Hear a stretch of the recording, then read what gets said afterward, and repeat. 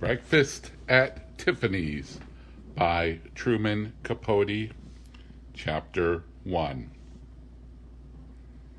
I am always drawn back to places where I have lived, the houses and their neighborhoods.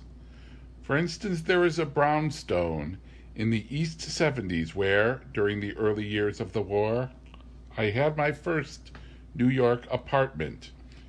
It was one room crowded with attic furniture, a sofa, and fat chairs upholstered in that itchy particular red velvet that one associates with hot days on a tram. The walls were stucco, and a color rather like tobacco spit.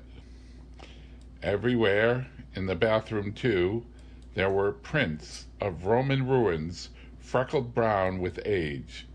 The single window looked out on a fire escape.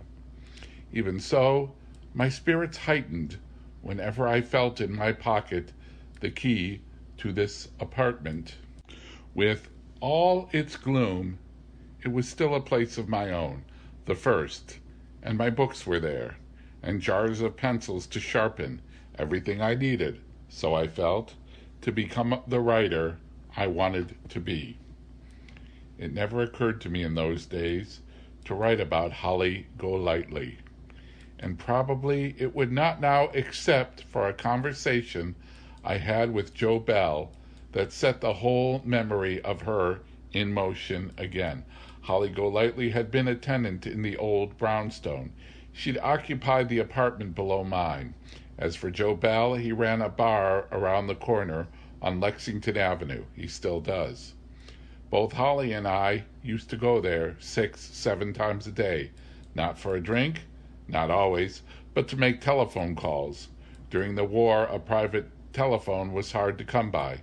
Moreover, Joe Bell was good about taking messages, which in Holly's case was no small favor, for she had a tremendous many. Of course, this was a long time ago, and until last week I hadn't seen Joe Bell in several years. Off and on we'd keep in touch, and occasionally I'd stopped by his bar when passing through the neighborhood.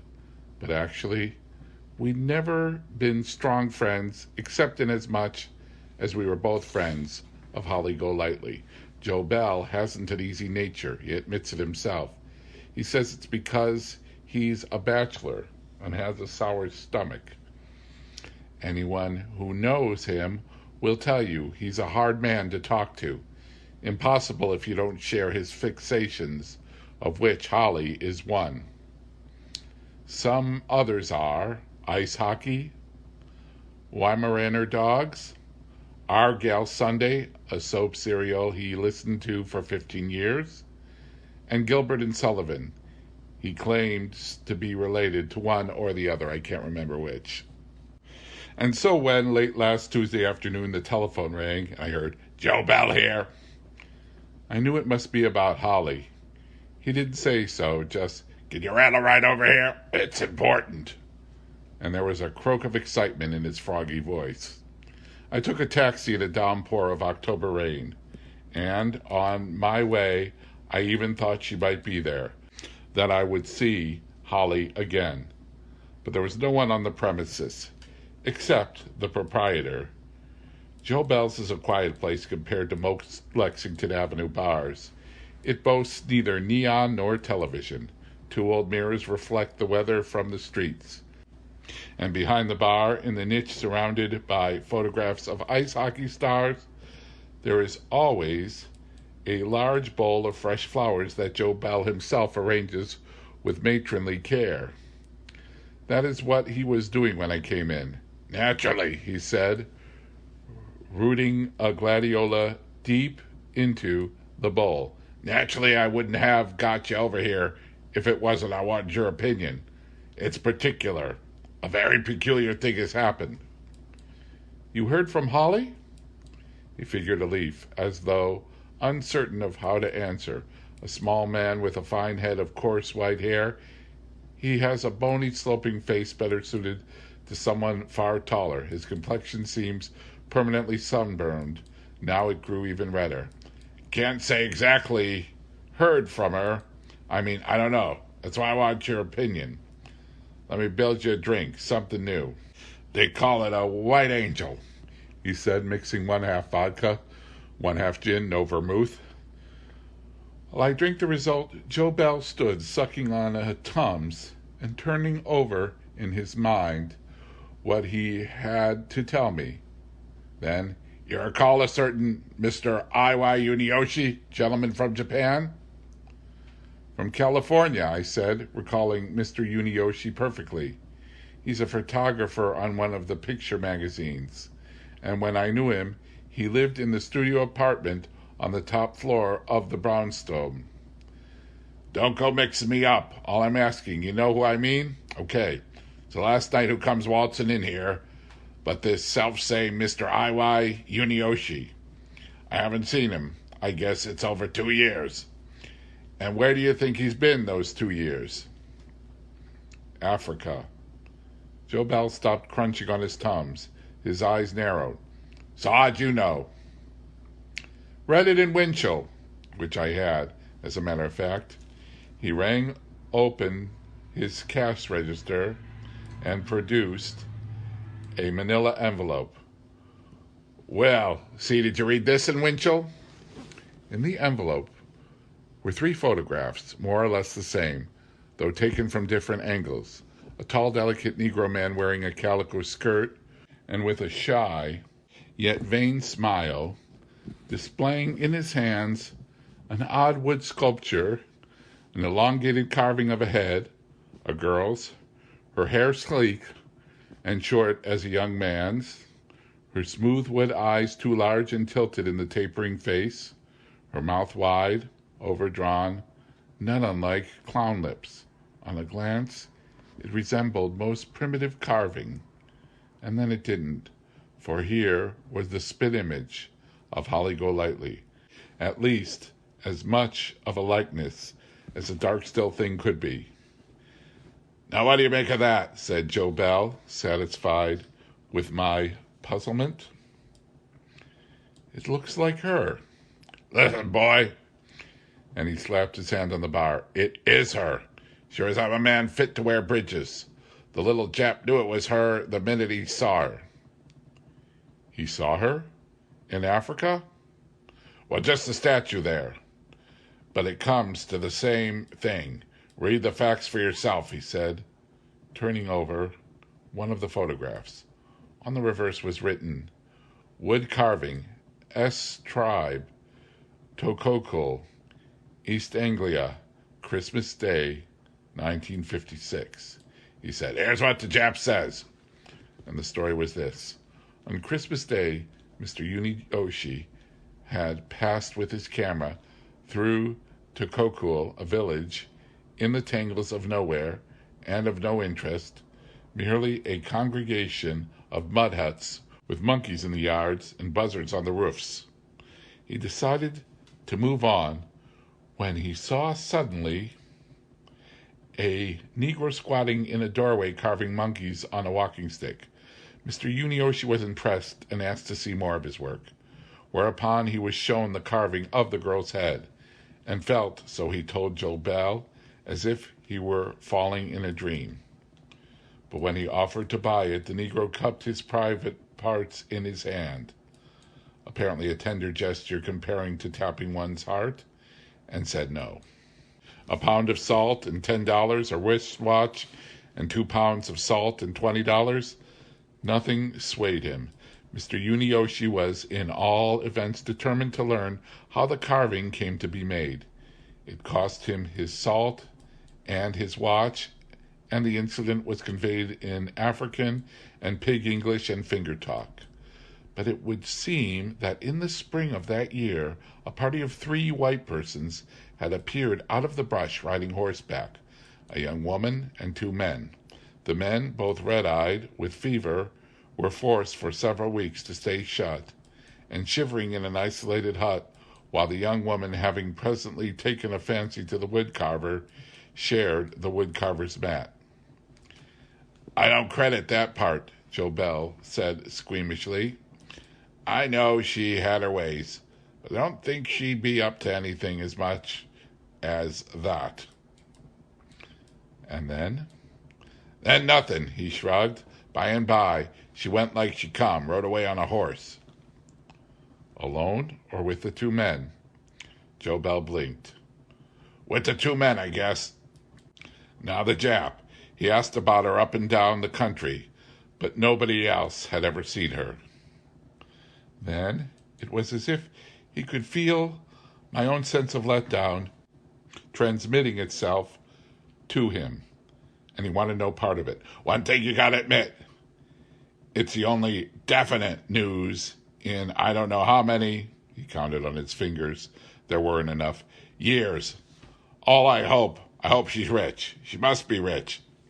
You gotta be rich to go mucking around in Africa. She's probably never set foot in Africa, I said, believing it. Yet I could see her there.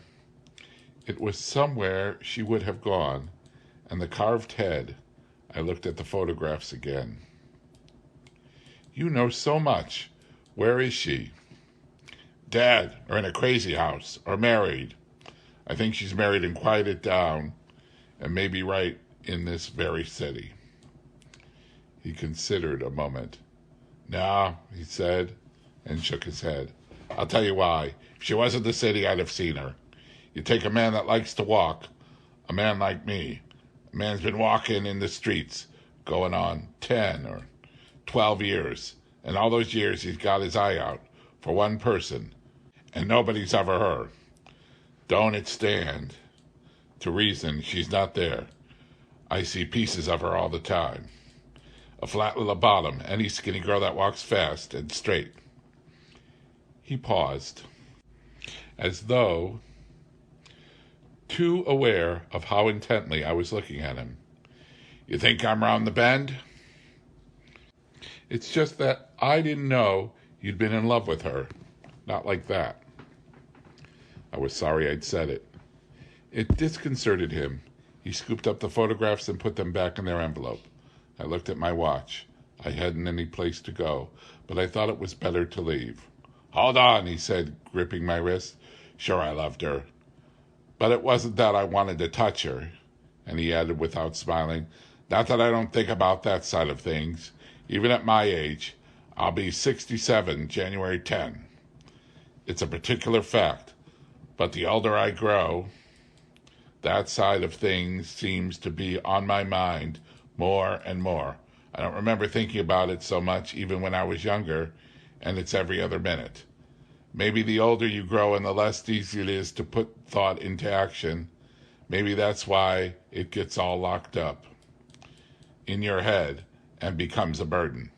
Whenever I read in the paper about an old man disgracing himself, I know it's because of his burden, but he poured himself a jigger of whiskey and swallowed it neat. I'll never disgrace myself, and I swear it never crossed my mind about Holly. You can love somebody without it being like that. You keep them a stranger who is a friend. Two men came into the bar, and it seemed the moment to leave. Joe Bell followed me to the door. He caught my wrist again. Don't you believe it? That you didn't want to touch her? I mean about Africa. At that moment, I couldn't seem to remember the story, only the image of her riding away on a horse. Anyway, she's gone. Yeah, he said, opening the door. Just gone. Outside, the rain had stopped. There was only a mist of it in the air. So I turned the corner and walked along the street where the brownstone stands. It is a street with trees that in the summer make cool patterns on the pavement. But now the leaves were yellowed and mostly down, and the rain had made them slippery. They skidded underfoot. The brownstone is midway in the block, next to a church, where a blue tower clock tolls the hours. It has been sleeked up since my day. A smart black door has replaced the old frosted glass, and gray, elegant shutters frame the windows. No one I remember still lives there except Madame Sophia Spinella, a husky coloratura who every afternoon went roller skating in Central Park. I know she's still there because I went up the steps and looked at the mailboxes. It was one of these mailboxes that first made me aware of Holly Golightly. Chapter 2.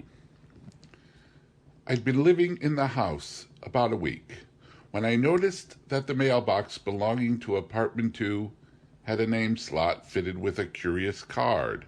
Printed, rather Cartier formal, it read, Miss Holiday Golightly. And underneath in the corner, traveling. It nagged me like a tune. Miss Holiday Golightly, traveling. One night, it was long past 12. I woke up at the sound of Mr. Yunioshi calling down the stairs. Since he lived on the top floor, his voice fell through the whole house, exasperated and stern. Miss Golightly, I must protest. The voice that came back, welling up from the bottom of the stairs, was silly young and self-amused. Oh, darling, I am sorry. I lost the goddamn key. You cannot go on ringing my bell. You must please have yourself a key made. But I lose them all. I work. I have to sleep, Mr. Yunioshi shouted. But always you are ringing my bell. Oh, don't be angry, you dear little man. I won't do it again. And if you promise not to be angry, her voice was coming nearer. She was climbing the stairs. I might let you take those pictures we mentioned. By now I'd left my bed and opened the door an inch. I can hear Mr. Yunioshi's silence. Hear because it was accompanied by an audible change of breath. When? He said. The girl laughed. Sometime, she answered, slurring the word. Any time, he said, and closed the door. I went out into the hall and leaned over the banister, just enough to see without being seen. She was still on the stairs.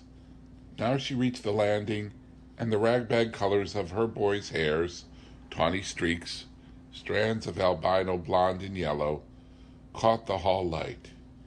It was a warm evening, nearly summer, and she wore a slim, cool black dress, black sandals, a pearl choker. For all her chic thinness, she had an almost breakfast cereal of health, a soap and lemon cleanness, a rough pink darkening in the cheeks. Her mouth was large, her nose upturned, a pair of dark glasses blotted out her eyes. It was a face beyond childhood, yet this side of belonging to a woman. I thought her anywhere between 16 and 30. As it turned out, she was just shy 2 months of her 19th birthday.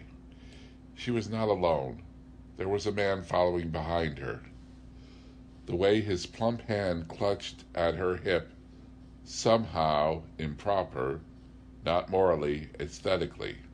He was short and vast, sun-lamped and pomaded, a man in a buttressed pinstripe suit with a red carnation withering in the lapel.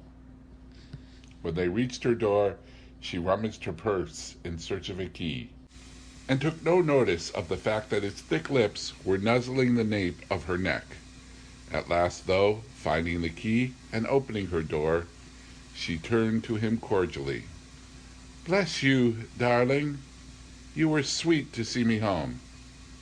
Hey, baby, he said, for the door was closing in its face. Yes, Harry? Harry was the other guy. I'm Sid. Sid Arbuck. You like me. I worship you, Mr. Arbuck, but good night, Mr. Arbuck. Mr. Arbuck stared with disbelief as the door shut firmly. Hey, baby, let me in, baby. You like me, baby. I'm a liked guy. Didn't I pick up the check? 5 people, your friends? I've never seen them before. Don't that give me the right you should like me? You like me, baby? He tapped on the door gently and louder. Finally, he took several steps back, his body hunched and lowering, as though he meant to charge it, crash it down. Instead, he plunged down the stairs, slamming a fist against the wall. Just as he reached the bottom, the door of the girl's apartment opened, and she poked out her head. "Oh, Mr. Arbuck." He turned back, a smile of relief oiling his face. She'd only been teasing.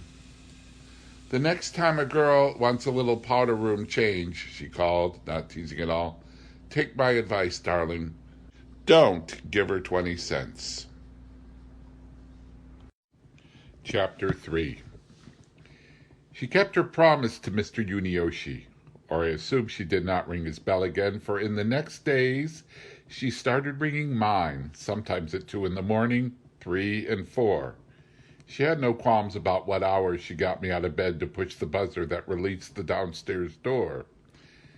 As I had a few friends, and none who would come around so late, I always knew that it was her. But on the first occasions of its happening, I went to my door, half expecting bad news, a telegram, and Miss Golightly would call up, "Sorry, darling, I forgot my key." Of course, we'd never met, though actually, on the stairs, in the street, we often came face to face. But she seemed not quite to see me. She was never without dark glasses, and she was always well-groomed. There was a consequential good taste in the plainness of her clothes, the blues and grays, and lack of luster that made her herself shine so. One might have thought her a photographer's model, perhaps a young actress, except that it was obvious, judging from her hours, she hadn't time to be either. Now and then, I ran across her outside our neighborhood. Once, visiting a relative took me to 21, and there, at a superior table, surrounded by 4 men, none of them Mr. Arbuck, yet all of them interchangeable with him, was Miss Golightly, idly, publicly combing her hair, and her expression an unrealized yawn, put by example a dampener on the excitement I felt over dining at so swanky a place. Another night, deep in the summer, the heat of my room sent me out into the streets. I walked down 3rd Avenue to 51st Street, where there was an antique store with an object in its window I admired, a palace of birdcage, a mosque of minarets and bamboo rooms yearning to be filled with talkative parrots. But the price was $350. On the way home, I noticed a cab driver crowd gathered in front of P.J. Clark's saloon, apparently attracted there by a happy group of whiskey-eyed Australian Army officers baritoning Waltzing Matilda. As they sang, they took turns spin-dancing a girl over the cobbles under the L, and the girl, Miss Golightly to be sure, floated round in their arms light as a scarf. But if Miss Golightly remained unconscious of my existence, except as a doorbell convenience, I became, through the summer, rather an authority on hers. I discovered from observing the trash basket outside her door that her regular reading consisted of tabloids and travel folders and astrological charts, that she smoked an esoteric cigarette called picayunes, survived on cottage cheese and Melba toast, that her vari-colored hair was somewhat self-induced. The same source made it evident that she received V letters by the bale. They were always torn into strips like bookmarks. I used occasionally to pluck myself a bookmark in passing. Remember, and miss you, and rain, and please write, and damn and goddamn were the words that recurred most often on these slips. Those and lonesome and love. Also, she had a cat, and she played the guitar. On days when the sun was strong, she would wash her hair, and together with the cat, a red tiger-striped Tom, sit out on the fire escape thumbing a guitar while her hair dried. Whenever I heard the music, I would go stand quietly by my window. She played very well, and sometimes sang too. Sang in the hoarse, breaking tones of a boy's adolescent voice. She knew all the show hits, Cole Porter and Kurt Weill. Especially, she liked the songs from Oklahoma, which were new that summer and everywhere. But there were moments when she played songs that made you wonder where she learned them, where indeed she came from.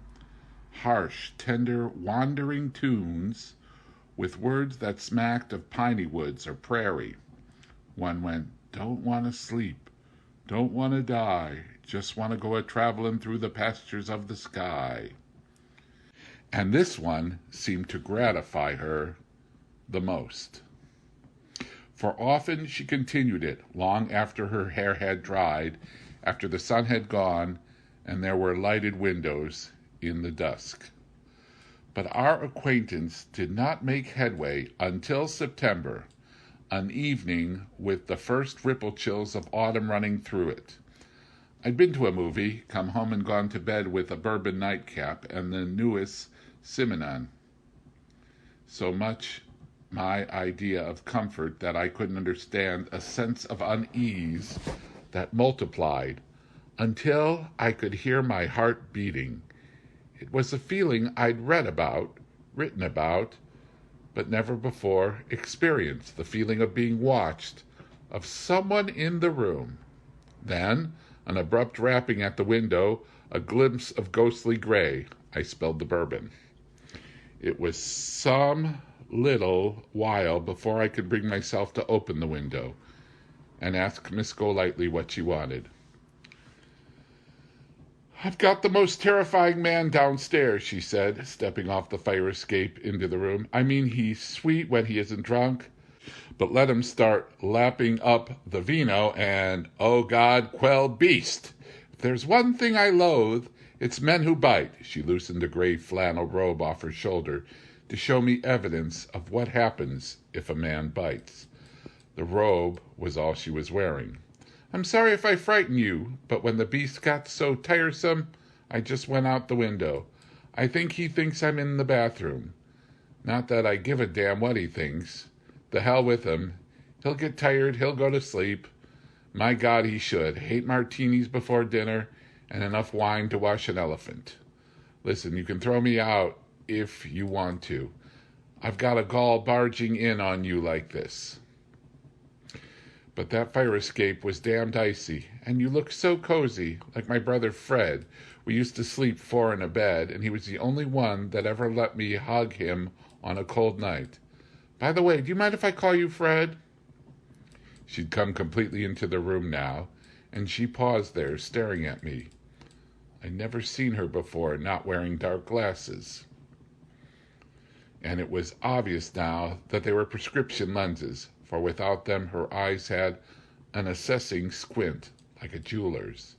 They were large eyes, a little blue, a little green, dotted with bits of brown, very colored like her hair. And like her hair, they gave out a lively, warm light. "I suppose you think I'm very brazen, or très fou, or something." "Not at all." She seemed disappointed. "Yes, you do. Everybody does. I don't mind. It's useful." She sat down on one of the rickety red velvet chairs, curved her legs underneath her, and glanced round the room, her eyes puckering more pronouncedly. "How can you bear it? It's a chamber of horrors." "Oh, you get used to anything," I said, annoyed with myself, for actually I was proud of the place. "I don't. I'll never get used to anything. Anybody that does, they might as well be dead." Her dispraising eyes surveyed the room again. "What do you do here all day?" I motioned toward a table tall with books and paper. "Write things." I thought writers were quite old.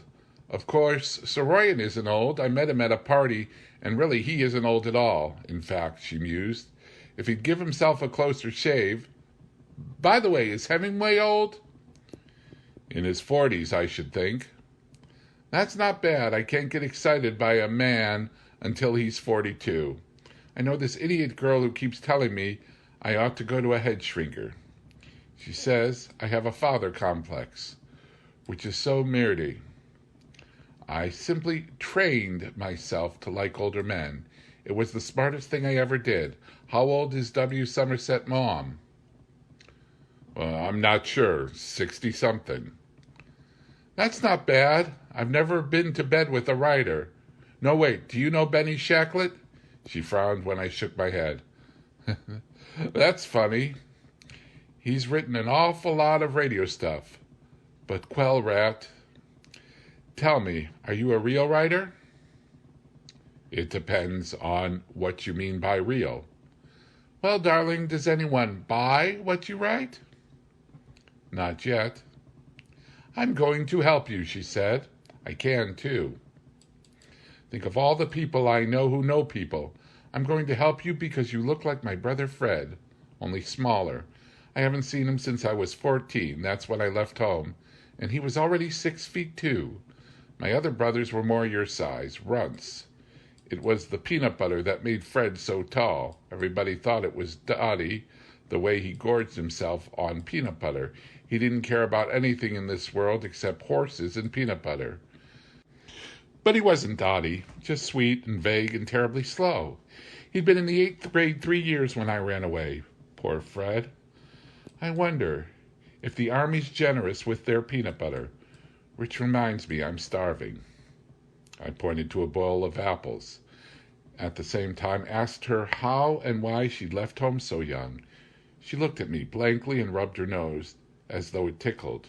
A gesture, seeing often repeated, I came to recognize as a signal that one was trespassing. Like many people, with a bold fondness for volunteering intimate information, anything that suggested a direct question, a pining down, put her on guard. She took a bite of apple and said, Tell me something you've written, the story part. That's one of the troubles. They're not the kind of stories you can tell. Too dirty? Maybe. I'll let you read one sometime. Whiskey and apples go together. Fix me a drink, darling. Then you can read me a story yourself. Very few authors, especially the unpublished, can resist an invitation to read aloud. I made us both a drink, and settling in a chair opposite, began to read to her, my voice a little shaky with a combination of stage fright and enthusiasm. It was a new story. I'd finished it the day before, and that inevitable sense of shortcoming had not had time to develop.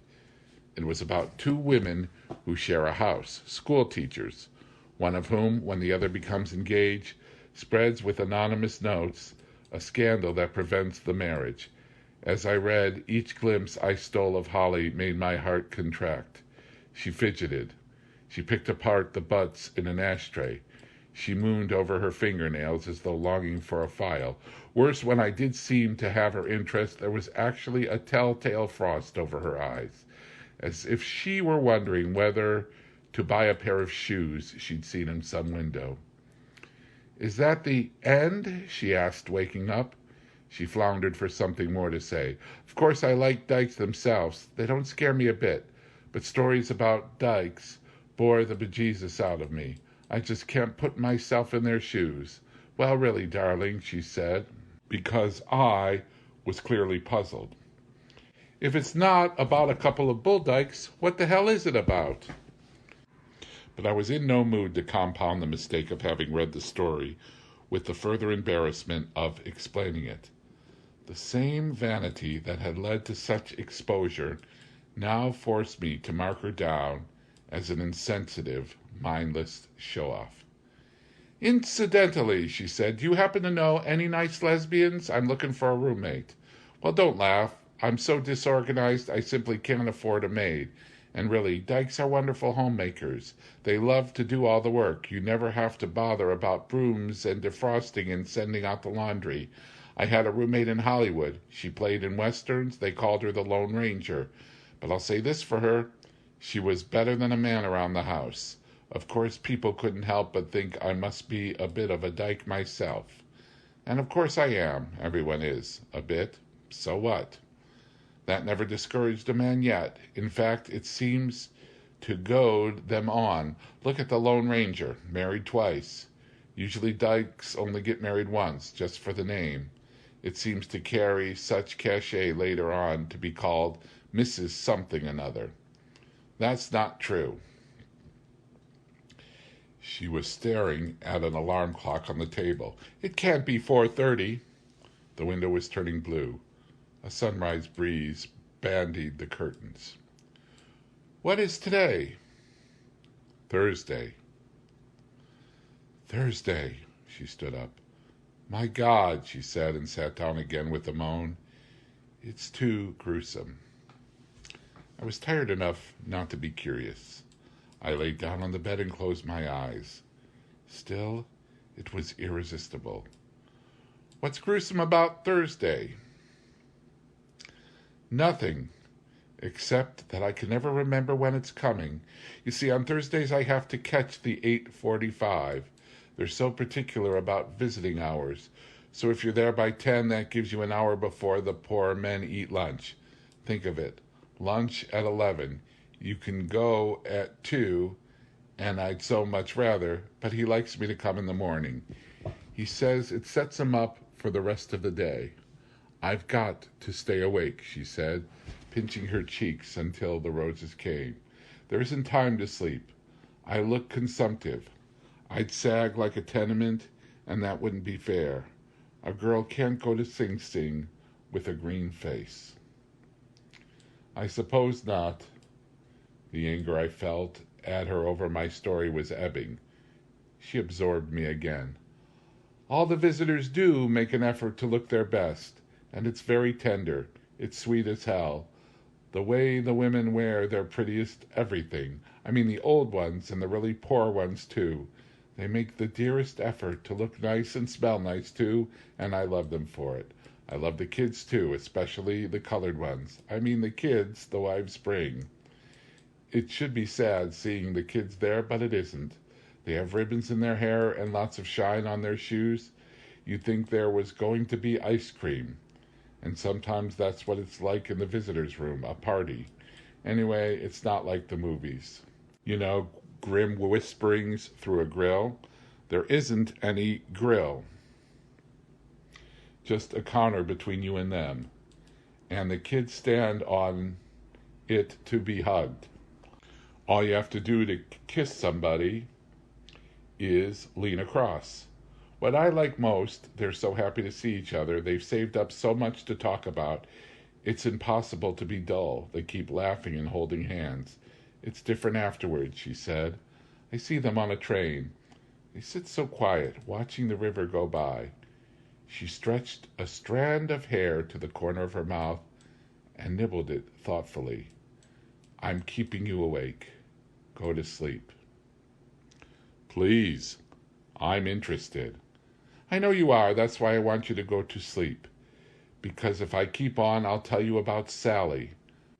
I'm not sure that would be quite cricket. She chewed her hair silently. They never told me not to tell anyone in so many words. And it is funny. Maybe you could put it in a story with different names and whatnot. Listen, Fred, she said, reaching for another apple. You've got to cross your heart and kiss your elbow. Perhaps contortionists can kiss their elbow. She had to accept an approximation. Well, she said with a mouthful of apple, you may have read about him in the papers. His name is Sally Tomato, and I speak Yiddish better than he speaks English. But he's a darling old man, terribly pious. He'd look like a monk if it weren't for the gold teeth. He says he prays for me every night. Of course, he was never my lover as far as that goes. I never knew him until he was already in jail. But I adore him now, After all, I've been going to see him every Thursday for 7 months, and I think I'd go even if he didn't pay me. This one's mushy," she said, and aimed the rest of the apple out the window. "By the way, I did know Sally by sight. He used to come to Joe Bell's bar, the one around the corner. Never talked to anybody, just stand there, like the kind of man who lives in hotel rooms. But it's funny to remember back and realize how closely he must have been watching me, because right after they sent him up, Joe Bell showed me his picture in the paper. Black Hand, Mafia, all that mumbo-jumbo. But they gave him 5 years. Along came this telegram from a lawyer. It said to contact him immediately for some information to my advantage. You thought somebody had left you $1 million? Not at all. I figured Berghoff was trying to collect, but I took the gamble and went to see his lawyer. If he is a lawyer, which I doubt, since he doesn't seem to have an office, just an answering service, and he always wants to meet you in Hamburg heaven. That's because he's fat. He can eat 10 hamburgers and 2 bowls of relish and a whole lemon meringue pie. He asked me how I'd like to cheer up a lonely old man. At the same time, pick up 100 a week. I told him, look, darling, you've got the wrong Miss Golightly. I'm not a nurse that does tricks on the side. I wasn't impressed by the honorarium either. You can do as well as that on trips to the powder room. Any gent with the slightest chic will give you 50 for the girl's John, and I always ask for cab fare too. That's another 50. But then he told me his client was Sally Tomato. He said, dear old Sally had long admired me a la distance. So, wouldn't it be a good deed if I went to visit him once a week? Well, I couldn't. It was too romantic. I don't know. It doesn't sound right. She smiled. You think I'm lying? For one thing, they can't simply let anyone visit a prisoner. Well, they don't. In fact, they make quite a boring fuss.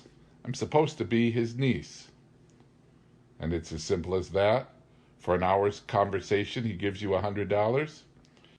He doesn't. The lawyer does. Mr. O'Shaughnessy mails it to me in cash as soon as I leave the weather report. I think you could get into a lot of trouble, I said, and switched off a lamp. There was no need of it now. Morning was in the room, and pigeons were gargling on the fire escape. How? She said seriously.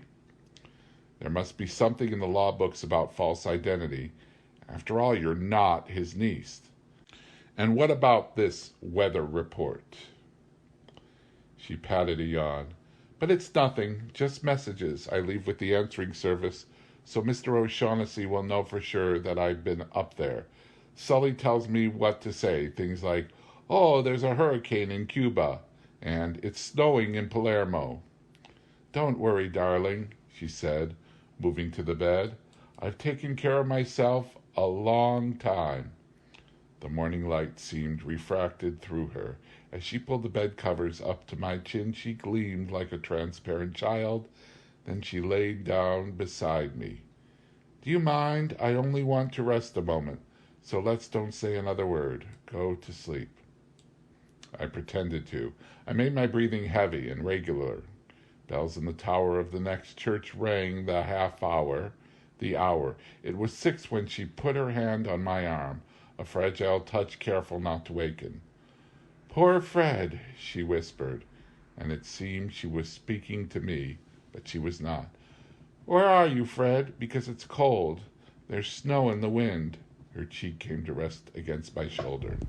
A warm, damp weight. Why are you crying? She sprang back, sat up. Oh, for God's sake, she said, starting for the window and the fire escape.